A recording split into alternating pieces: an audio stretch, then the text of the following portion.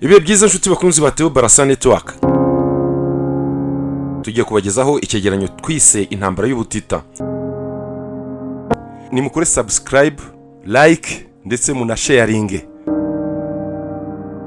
Intambara y'ubutita, la guerre froide cyangwa cold war mu ndimi z'amahanga niryo zina yahawe mu gihe hari ibihe bikomeye by'ubushyamirane mu bya politike y'isi n'amerekezo yayo hagati y'ibice bibiri by'isi. Igihande kimwe kirangajwe imbere na Leta Zunze Ubumwe za Amerika n'abambari bayo, gihanganye n'ikindi gihande cyari kirangajwe imbere n'ubumwe bw'abasoviete n'abambari bayo.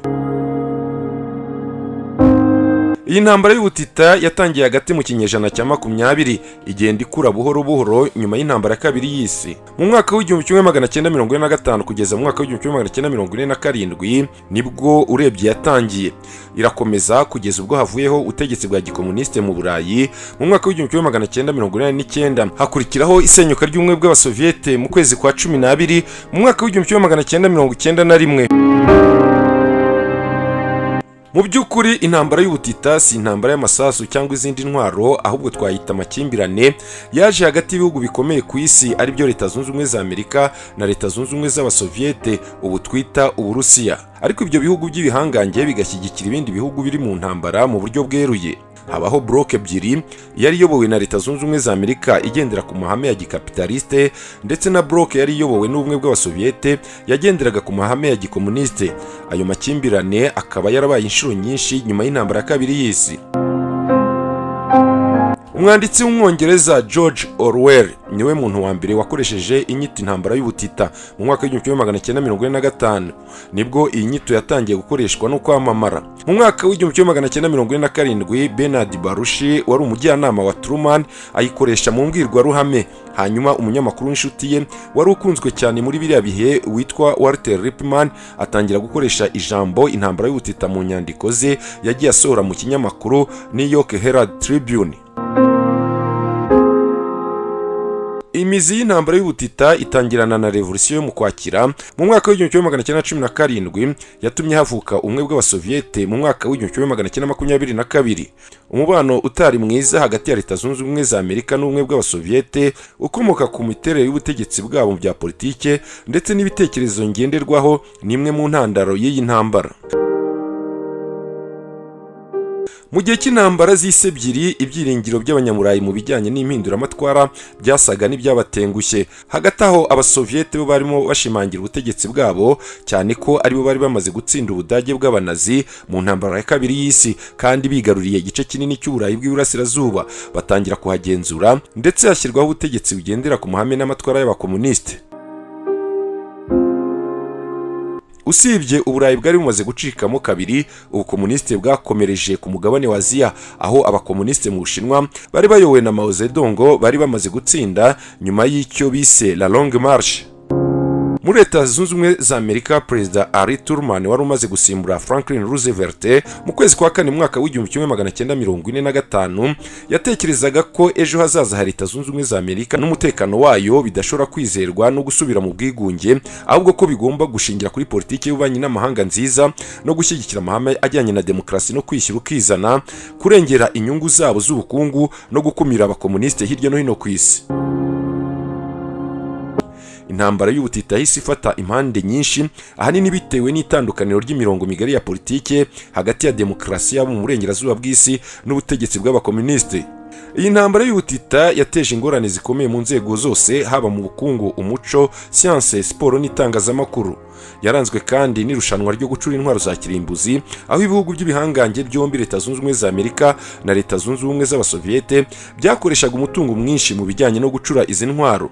Bivugwa ko ari ubutita kubera ko abayobozi b'Abanyamerika n'abasoviete bari bayoboye bashoboye kwirinda guhangana mu buryo butaziguye hagati y'ibihugu byabo kubera gutinya ko bakoresha intwaro kirimbuzi, kandi bifuzaga ko Uburayi butakongera kujya mu ntambara mu gihe bwari mu bibazo bikomeye byatewe n'uko bwari bukiva mu ntambara z'isi ebyiri. Ariko indi migabane yahise itangiramo intambara y'ubutita, cyane muri Aziya. Aya makimbirane agwamo abasivile n'abasirikare benshi. Haba intambara yahuje Korea zombi, intambara ya Indochine, intambara ya Vietnam, intambara ya Afghanistan ndetse na jenoside yo muri Cambodia. Bivugwa ko intambara y'ubutita yaguyemo abantu bagera kuri miliyoni 10. Reka noneho tubagezeho ibihe 11 byaranze intambara y'ubutita. Kuva ku itariki 4 kugeza ku itariki 11 z'ukwezi kwa kabiri, Churchill, Stalin na Roosevelt bahuriye i Yalta muri Crimea kugira ngo bahitemo iherezo ry'Ubudage bwari bwatsinzwe mu cyiswe inama ya Yalta. Bahitamo uburyo bwo kwigabanya Ubudage n'uburyo bugomba kuyoborwa. Tariki 12 z'ukwezi kwa gatatu mu mwaka w'1947, Perezida wa Leta Zunze Ubumwe za Amerika Harry Truman yashyikirije Kongere ya Amerika ibitekerezo bye byo gukumira abasoviyete hirya no hino ku isi. Ibitekerezo byari bigamije gutanga ubufasha bw'amafaranga n'igisirikare ku bihugu byugarijwe no kwaguka kw'abasoviyete nk'Ubugereki na Turukiya, no kugaragaza politiki y'ububanyi n'amahanga ya Leta Zunze Ubumwe za Amerika no gushyira imbere demokarasi hagamijwe kubangamira politiki y'abasoviyete. Tariki 5 z'ukwezi kwa gatandatu mu mwaka w'1947, nyuma y'intambara kabiri y'isi yose, Uburayi bwari bumeze nabi mu bijyanye n'ubukungu. Umunyamabanga wa Leta Zunze Ubumwe za Amerika George Marshall yarahangayikishijwe no kuzahura ubukungu bw'ibihugu by'Uburayi kugira ngo birinde ko Uburayi bwajya ku ruhande rw'abasoviyete. George Marshall mu ijambo yavugiye i Harvard ku itariki 5 z'ukwezi kwa gatandatu mu mwaka w'1947, yabwiye ibihugu byose by'Uburayi ko Leta Zunze Ubumwe za Amerika igiye gutanga ubufasha bw'ubukungu n'imari. Ibi nibyo byiswe Plan Marshall. Ku itariki 16 z'ukwezi kwa kane mu mwaka w'1948, ibihugu 16 byari byemeye byashyize umukono ku masezerano yabereye i Paris, bihabwa amafaranga menshi. Kuri iyi tariki ni nabwo hashyizweho umuryango w'ubukungu bw'ibihugu by'Uburayi.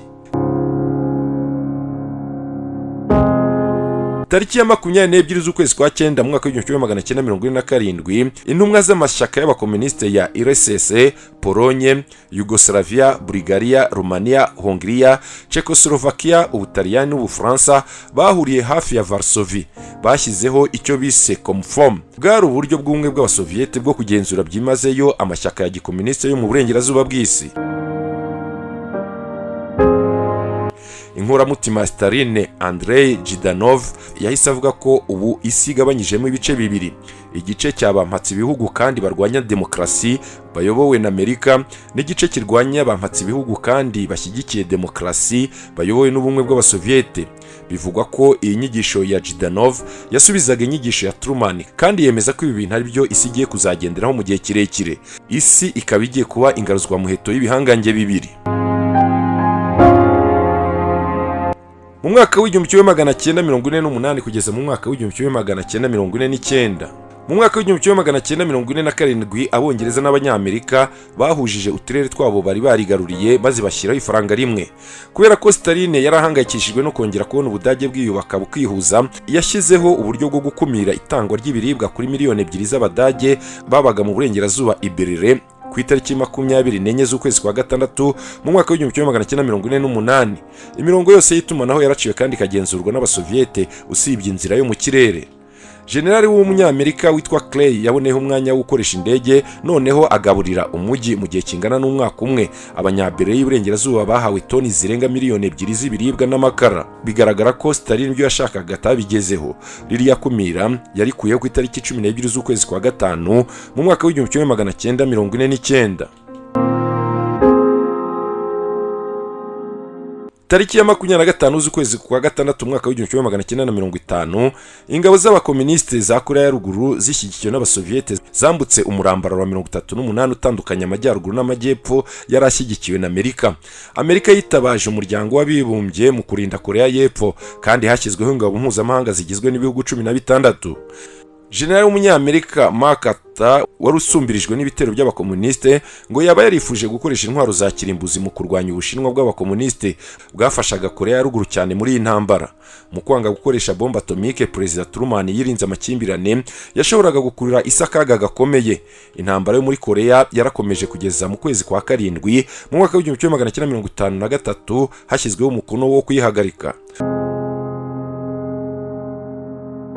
Mu kwezi kwa munani mu mwaka w'1961, Abadage bo mu burasirazuba bifuzaga iterambere ry'ubukungu n'ubwisanzure bwo gutanga ibitekerezo ku baturage nk'uko byari bimeze mu Budage bw'Iburengerazuba. nyuma y'uko haburijwemo imyigaragambyo yo mu mwaka w'1953 ibihumbi magana bimukiye mu Budage bw'iburengerazuba. Mu gihe kitarenze imyaka 10 uku kwimuka kwari kugeze ku barenga miliyoni 2.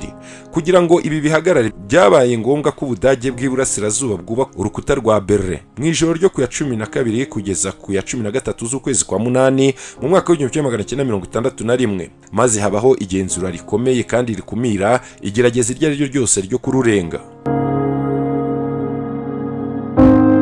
Mu kwezi kwa 10 mu 1962, kuva habayeho revolution yo guhirika ubutegetsi bwa gisirikare bwa Batista mu kwezi kwa mbere mwaka w'1959, Cuba iyobowe na Fidel Castro yiyegereje ubumwe bw'Abasoviete basinyana amasezerano y'ubucuruzi atandukanye, hanyuma basinyana n'amasezerano y'ubufatanye mu bya gisirikare. Leta Zunze Ubumwe za Amerika yagerageje guhirika ubutegetsi bwa Castro mu kwezi kwa 4 mwaka w'1961, ariko birananirana.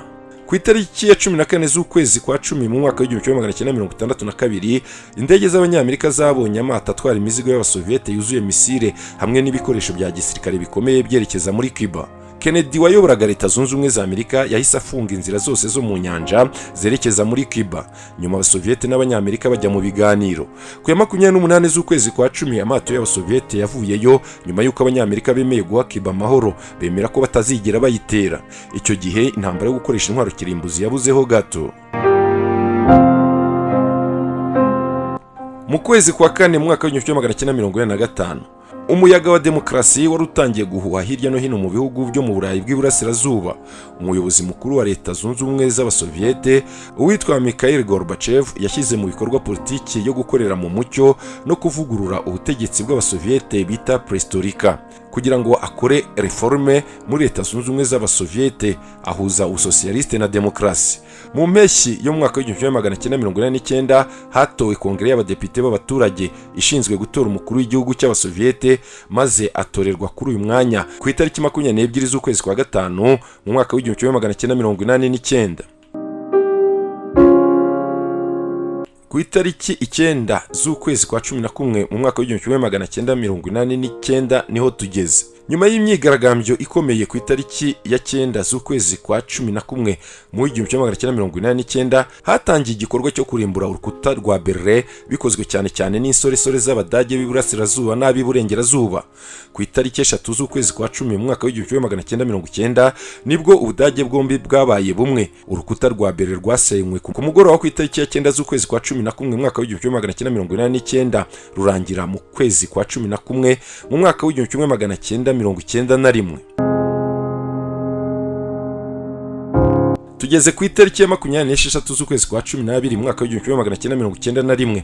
Iseswa cyangwa gusenyuka niyo magambo yakoreshejwe ku itariki 26 z'ukwezi kwa 12 mu mwaka w'1991, yerekana iherezo ry'ubumwe bw'Abasoviete nyuma y'imyaka 69 ibayeho, kuko yashinzwe ku itariki 20 z'ukwezi kwa 12 mu mwaka w'1922.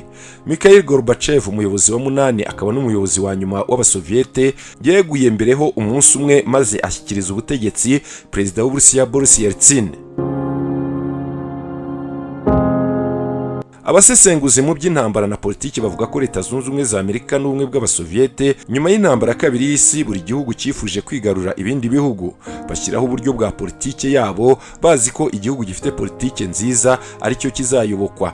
Nibwo bigengeseye birinda intambara, ahubwo bayirwanisha ibindi bihugu. Naha nshuti bakunzi ba Theo Barasane twakadusoreje, mukomeze kugira ibihe byiza. Nimukore subscribe, like ndetse munasharinge.